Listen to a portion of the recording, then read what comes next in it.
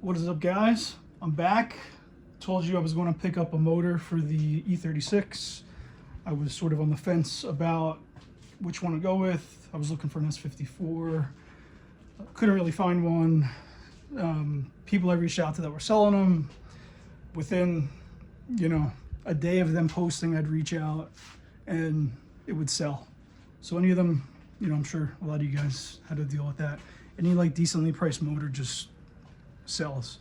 And after like running all the numbers on what's going to be less expensive but still give me the horsepower torque numbers that I'm looking for, the S52 made sense, and this came across on Marketplace for pretty much a steal. Thought it was too good to be true, went to go see it. It's actually in really great shape. Here it is. That is it. Fully stock pistons, no boring, no modification. Still a lot of cross hatching on the cylinder walls, which is awesome. There's a little bit of like discoloration in the bore over here, but you can't feel it. So it's just sort of surface staining, maybe coolant that burned off or something like that, because there was a overheating event apparently. So this is her for now. So I'm just, I put some oil in the combustion chamber to just kind of lube and loosen everything up, and we're going to crank it, by hand, just to make sure that it moves and it's not getting stuck on anything, because that would really suck. But I did, when I went to go buy it, I did test it by hand, and it was able to spin pretty freely. Didn't need a wrench or anything either, to get the torque. It just sort of just by hand with the sprocket was able to get it to spin. Everything felt good. No tight spots or crunching or grinding or anything like that, which is, that's all you can really ask for. There are a few gouges. Well, I wouldn't say gouges, they're more like scratches, but they don't catch your fingernail, which is sort of the rule of thumb, or the rule of thumbnail, I guess. And I think just a hone will be fine, like torque plate, hone should be fine. That's what I'm hoping. If I do have to bore it out, I'll go next size up. It's at 86.5, I think, or something like that.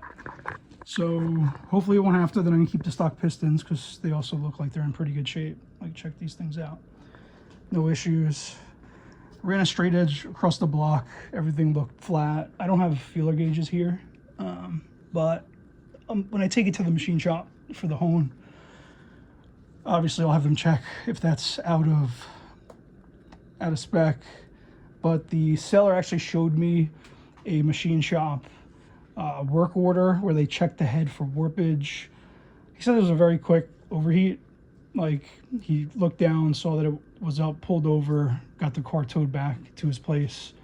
So it was really quick. Plus these iron blocks, they're pretty indestructible, but you still gotta be careful with overheating. But the head was checked, had the machine shop work order, showed it was within spec. I think it was within like 2/1000ths or 3/1000ths of flatness, which I think the spec is 4 or 5, so it was within that spec, which was great. Again, fully stock, bottom end, top end. My M52, so I have an M52, this is going to replace that. And, as you guys know, a lot from the M52 switches over. The head is pretty much, it's the exact same casting. I think the valves are the same. The only difference is of the springs and the cams. And I'm looking for cams now. Not sure if I'm going to go stock cams or aftermarket. It seems like stock cams are just as expensive, maybe a few $100s cheaper than aftermarket, and they're brand new. So it might just make sense to go with cams, especially since I'm doing a all motor build, looking for like, if I could approach 280, 270, 280, 290 to the wheels, that'd be fantastic. So thinking cam springs, ITBs, I already ordered those are on the way. Have a pretty cool crazy idea for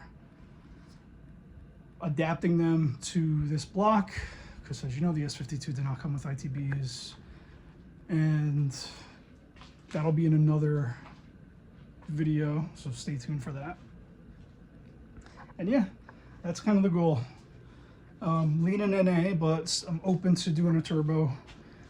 But I don't really need that much horsepower. I mean, for like Raceway Park, English Town, I mean,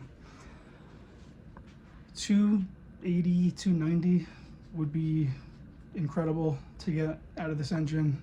I've seen it done with like ITVs, cams, thinner head gasket, springs. Kind of approach that, so that's kind of what I'm hoping for, what I'm thinking. At least get on par somewhat with the Euro motor. And yeah, that's kind of the idea. So there she is. Stay tuned. I will be trying to do maybe a weekly video with the process. Next, I'll be taking it apart and kind of measuring everything and getting a better look inside the cylinders. And then we're going to bring the block to the machine shop. I'm going to try to record when I'm there, or at least some of it. One, so I could learn about it, and two, so I have some documentation, like it, especially in the future, if I go to sell it, I could show, like, look, I have footage of it actually being built at this machine shop, and here's the guy who worked on it. Maybe I'll get him to autograph the side of the block. Yeah, so that is the goal. I've been pretty much obsessed and consumed with this build for a year, and I finally picked the engine up this past weekend, so I'm halfway there, right? So hopefully, the thinking's 3 to 6 months, have it done. Hopefully that doesn't stretch to a year and a half. But no, I got a good setup. Not bad. Got a lot of space, a lot of room. Need a few more tools. So yeah, that's the sort of idea. Let me know what you think. Let me know if you have any questions. And stay tuned.